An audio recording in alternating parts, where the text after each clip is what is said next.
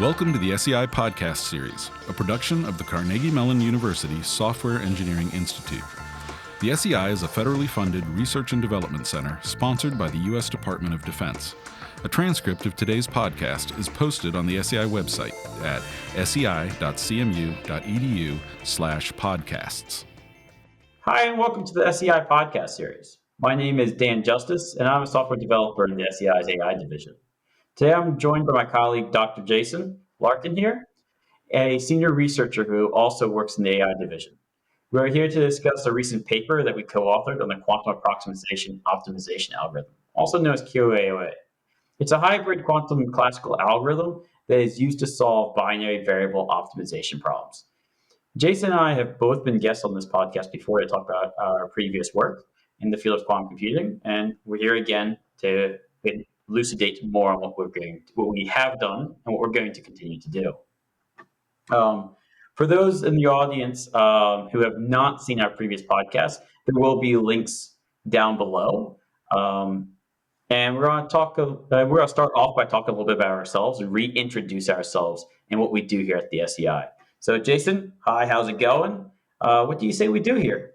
Well, we work on all kinds of things in quantum computing, up and down the quantum computing software stack, from the applications and algorithms level through compilation and all the way down to the quantum bare metal, so to speak.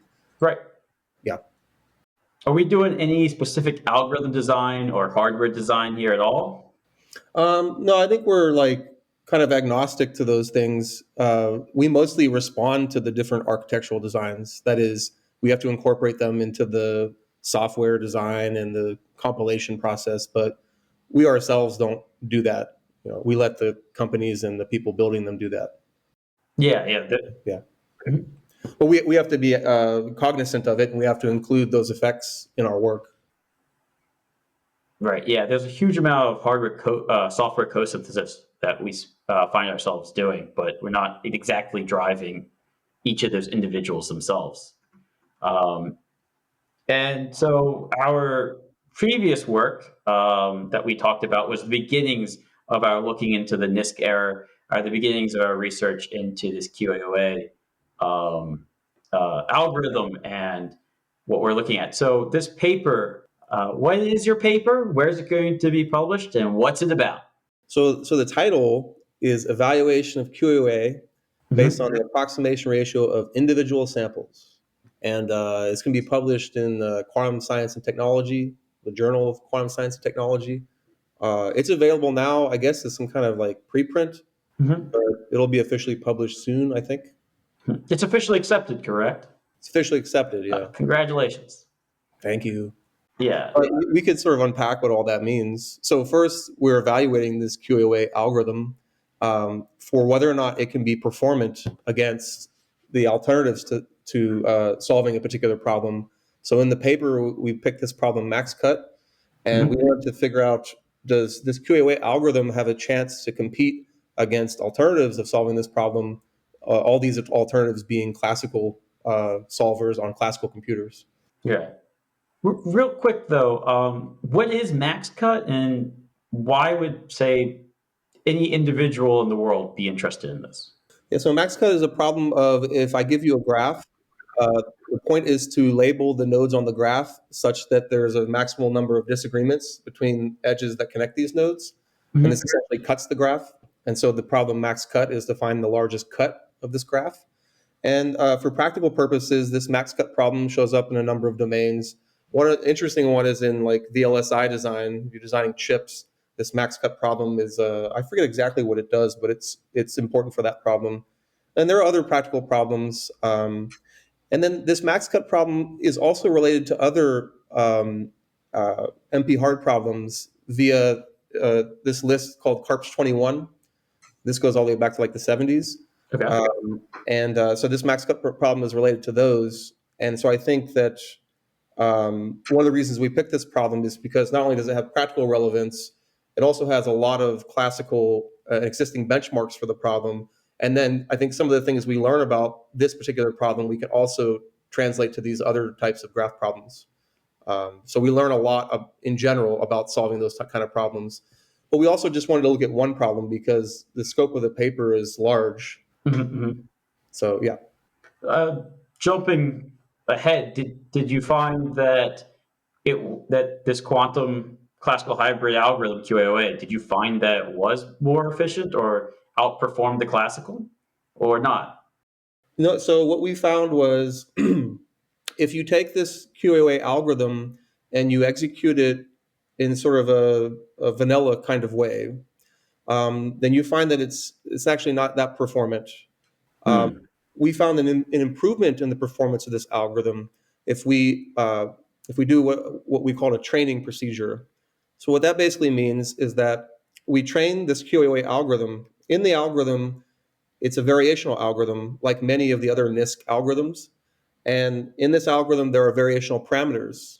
And the difference in performance of solving a particular problem, like max cut, with random parameters versus optimized parameters is very, very large, like orders of magnitude difference in performance. So the key becomes, how do I find these optimized parameters? Okay. So the other issue is that what if you have to find these optimal parameters for every system size as the system grows larger? The search space will grow larger and the overhead associated with it will also grow larger. But what we found is that you could train the algorithm on instances of the problem of small size and then use those same trained parameters on larger instances, thus eliminating a significant amount of overhead overall in the algorithm. Uh, Okay. if you do all of that, and then in our paper, we were only able to do noiseless simulations. And that's a major caveat to all of this. If you do all that, then you can make this QAOA performant, at least with the classical solvers on the classical hardware that we compared to in our paper. Okay. Which by no means optimal, but is about as optimal as you can get with commercial off-the-shelf sort of hardware and algorithms. Mhm. But the major caveat is that this all worked in a noiseless simulation. If one applies noise, as most, all of the devices we have in the NISQ era are noisy, then the performance that we predicted is going to decrease. So the real question becomes, can you utilize the procedure that we did in the paper to scale and also tolerate this level of noise while maintaining performance? So you can kind of think of what we did in the paper as like an upper bound on the performance to some Mhm. extent. Mhm. But yeah, what we need significant improvements in hardware, even within the NISQ era. But there are interesting results uh, occurring, especially within the last year. So the jury is still out. I think at the end of the day, we're going to need to actually we can't just simulate these devices. We're going to need to get actual benchmarks on real machines. Pretty soon, we're going to have machines with numbers of qubits that we won't be able to simulate classically. Right. Um, About how many qubits do you think that's going to be? well, it that all depends on the type of circuit, but generically speaking, you can say once you get around 50 qubits, circuits of width of 50 qubits, then it starts to become hard to simulate them classically. This is not true for all circuits. There are a lot of circuits that can be simplified significantly. Mhm. Even for this QAOA algorithm, for example, there are certain graph types where if you make simplifications of the circuit, one can simulate circuits with 100 or 1,000 qubits. But in general, you're going to start hitting classical intractability around 50 qubits, certainly by 100 qubits. Um, and so yeah, we're just sort of right in the era of having machines of that size. What's more critical, though, even than that, maybe the circuit depth. We need machines that can run operations for much deeper circuits than we have available right now. Okay, yeah. About how many qubits and how many gates were you utilizing in your experiments? I think the biggest system we did in the paper was 32 qubits, and the depth of the circuits depends on the graph type, how connected the graph is. But I think the sort of minimum circuit depths by the time you get to those sizes are probably in the hundred of 2 qubit gates. And then Mhm. for complete graphs, it should be something like the square of the number of nodes, so like maybe 1,000 gates. Right. And we don't have machines that can reliably execute circuits of those depths, although maybe IonQ is getting close to that. But that's the challenge. You really need to expand, or rather, to improve the hardware to at least be able to execute circuits of those widths and depths. Yeah. At this point, most quantum computers, if you have that kind of depth, you're basically creating a random noise generator. Or even worse than that, I think. You think It's just a so? noise generator. Yeah, it's just a noise. Just noise. Yeah. Um, so I am curious though, why is it so difficult to simulate the noise of a quantum machine? Because basically there are a number of ways of simulating noise, but the sort of most straightforward way to do it is you essentially have to take your noiseless circuit and then you have to apply some noise model. Like you say, all of my 1 qubit gates are going to have an error rate of 1 in every 100 gates or 1 in every 1,000, and you do this for all gate types. And then to actually simulate noise, you need to take that noiseless circuit and insert gates randomly according to the probability of that error occurring. And then you also need to average over different random realizations of those insertions of errors. Hmm. So, roughly speaking, whatever it costs to simulate noiseless, you're going to need to add an extra overhead of 100 to 1,000 to do the noisy case. So it's about 1,000 times more computationally costly than doing noiseless. Okay, and if we're already running up on the limits of your laptop or say even a supercomputer, increasing it 1,000-fold is just not tractable. Yes, and then another reason would be that we have a pretty good idea of how the noise is going to affect our results. Namely, it's going to decrease the results. So again, you can sort of look or think about the work that we did as kind of an upper bound on the performance, and it only gets worse from here with noise. Mhm. Um, but the real it's for two reasons: that reason, and also we didn't have enough computational resources to do it. Okay. Um, Now, the title of the paper is Evaluation of QAOA. On what criteria did you evaluate it, and against what classical algorithms, or yeah, against what classical algorithms did you compare it to? So basically, the way we evaluated the algorithm was the same way you would evaluate like any algorithm on any kind of hardware, whether it's classical or even neuromorphic or any kind of.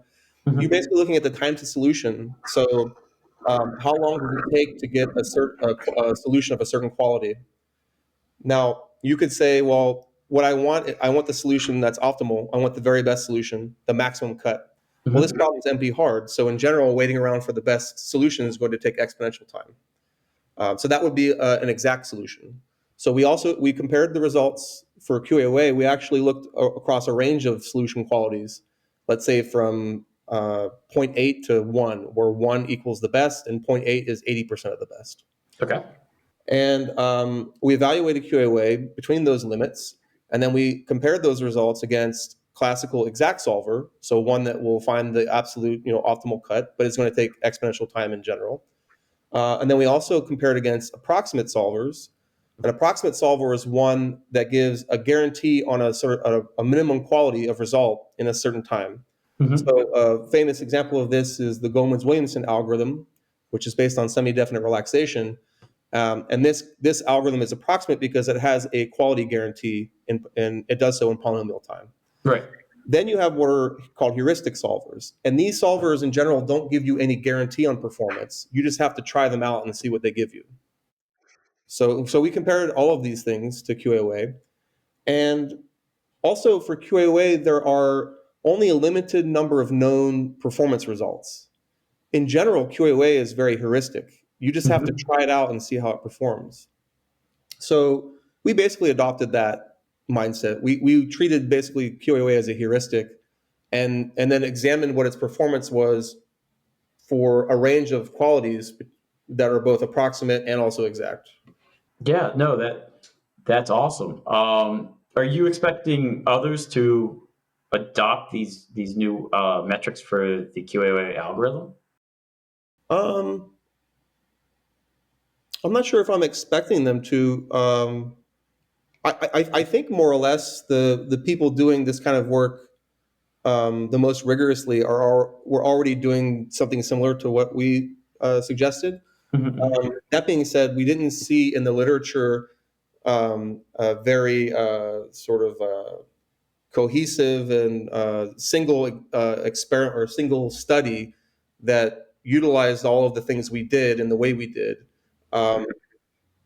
which was kind of odd. But do I expect people to adopt? I think so. I think if you're doing this kind of benchmarking rigorously, I think you sort of have to do what we did, Okay. unless you can figure out better analytical results for QAOA, that is performance guarantees. There are certain types of problems for QAOA, certain instances of certain problems where you know what the performance is, or you know what the optimized variational parameters are from an analytical result. Mm-hmm. What this all speaks to is that when you're looking at these quantum computers and doing benchmarking, you really need to build up a library of benchmarks that are instance and problem specific, and that look at the solution type in these limits that I mentioned: heuristic, approximate, exact. And I think through those kind of studies, we can learn better about how this algorithm behaves. But right now, it's a very heuristic kind of experimentation. As a burgeoning researcher in this field or a practitioner of sorts, like who would I be that would actually pay attention to this? Or what would my takeaway be from this?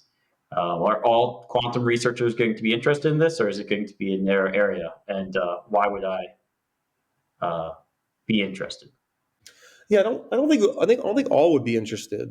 That's too much. Yeah. But I think people who are looking at this NISQ era, which seems to be dominated by variational algorithms, like Mm-hmm.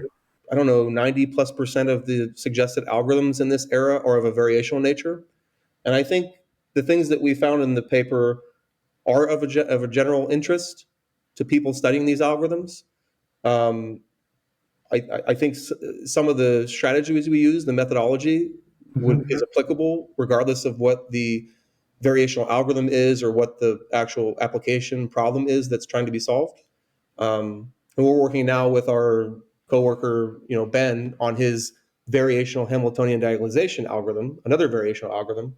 And I've been having very similar conversations with him about that algorithm and other algorithms like VQE, um, and trying to see if the things that we found are applicable there. Right. And that leads us into where are we taking this research? What's next? Yeah. So I think one thing we'll probably do with this research is for QAOA, we added noise to our analysis. And I think we also want to expand the types of problems. So going beyond max cut to other types of problems. And then I just mentioned Ben's VHD work. And then we're involved in other work with VQE, solving molecular systems. Um, and I think that's the direction we're going in because we want to expand beyond this application. This is really a combinatorial optimization problem. Right. And then we also, we're aware of this DARPA ONISC project where there's an entire project of people examining these types of problems. So I think that if we do continue this work with QAOA, we're going to move beyond max cut, or already have, and add noise to the analysis. But then we're also, as a group, we're moving more towards Hamiltonian simulation. I think that has a better chance of showing some advantage in this NISQ era. Yeah. Can you define this era again one more time? Oh yeah. So it's just noisy intermediate scale quantum era, quantum computing era. Right, right. And this is probably what defined to be, it's probably defined by computers that we can simulate using classical computers, right? Um, n- j- Not fully defined like that. That's the situation. Most of them that exist are classically simulatable. But then the NISQ error just means before we get active error correction. Right. So yeah, if you're using actual physical qubits and physical gate operations for the algorithm, that I think that's what defines NISQ error. Okay.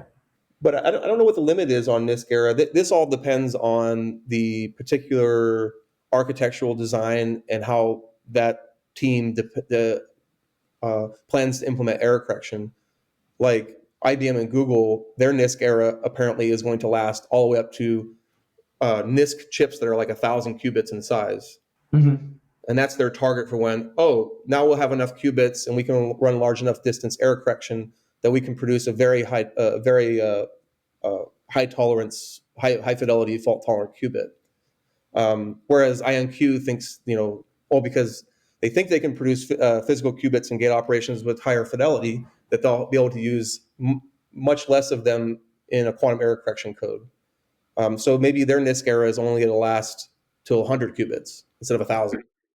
And so all of these algorithms, VQE, VHD, QAOA, they can exist before that error-corrected scheme comes into play. Yep. Now, is this the same for, you were talking about Hamiltonian simulation too? Yeah. What is that? Is that an ONISC, or is that a NISQ era algorithm, or is that a post-NISQ era? Well, it's both. Okay. There's two different ways to do it depending on what era you're in. So Ben's VHD algorithm is an attempt to be able to do Hamiltonian simulation in the NISQ era, but then there is a separate algorithm and scheme for doing it if you're in a fault-tolerant regime. Okay. It's basically trotterized QPE. The question might be like, can you use variational and NISQ era algorithms on fault-tolerant devices? And I think the answer to that is yes, but the question is, does that provide any advantage, or would you want to, as opposed to running fault-tolerant algorithms?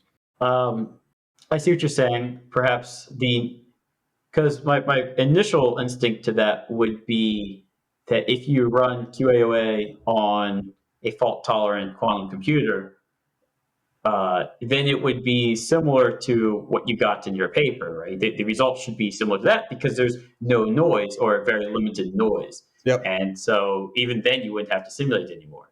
Yeah. But you're saying...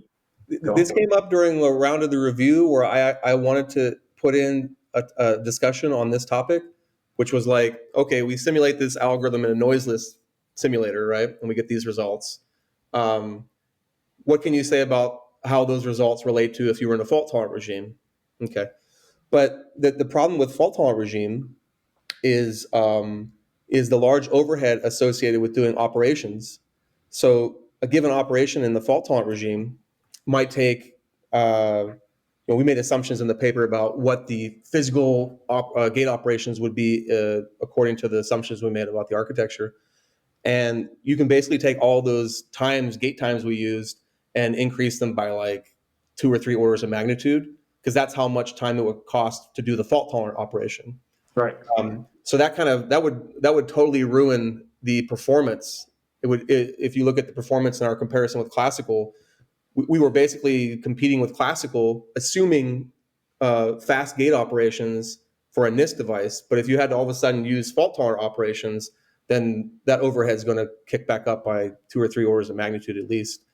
And that's going to make this not performant with classical again, unless it scales. So another thing that we weren't able to do is really look at how this algorithm performs for very large instance sizes, hundreds of nodes, thousands of nodes, and more. And to do that, it would have taken a lot more work and computation than we had available to us. And also, it may end up taking just actual benchmarks on real devices. So, yeah, no, you bring up a good point. Like, well, it seems like if these are noiseless results, they're most appropriate in a fault-tolerant regime. It's like, yeah, but then you got to add in the overhead to the assumptions we made on the gate operations, and that's going to take the time to solution way up. Yeah, perhaps if I were to re-say it now, I would say that the quality of solution from your paper would probably be accurate, but the time to solution would be way worse, than you would not be competing with classical. Yeah, and there's a very good paper. We can link it. I think we're making a transcript. We can link this paper that basically, I forget who did it, but I think they were associated with Google. But they looked at basically in the fault-tolerant regime, what is the overhead associated with compiling like generic QAOA circuits to fault-tolerant computers, and their findings were essentially what I'm talking about, which is that these fault-tolerant operations are orders of magnitude more costly than the native gate operations, the physical operations, and it basically makes it so that you won't be performant with classical computing on these types of problems. Okay. I think their quote in their abstract was, if you take the Sherrington-Kirkpatrick model, what would take like 4 minutes on a laptop today would take a whole day on a fault-tolerant quantum computer. So the difference is, so this goes back to the idea that because we have such a long, at least with our current fault-tolerant designs, because there's so much overhead, you have to focus on problems where you expect a super polynomial speed up over classical. Mm-hmm. You need that difference to overcome this giant overhead. I mean, this other solution to that is to just, it's an engineering solution at the hardware level, right? If we could perhaps make gate operations better error correction, then their algorithms won't have to work so hard. They won't have to be exponential in nature. They could be quadratic in nature. Yeah, that would be very nice if someone can figure out a better way of implementing error correction rather than the surface code. Mm-hmm, mm-hmm. Yeah, because it would be nice to be able to not have to always rely on exponential incrementation, right? Yeah, You can play quadratic. You could go to quantumalgorithmzoo.org and have all 60 of them, or whatever the number is, 60 some algorithms. Right.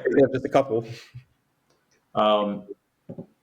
Anything else that you would like to go over in the paper that you'd like to share with anyone? It seems like we covered a bunch. I think we did.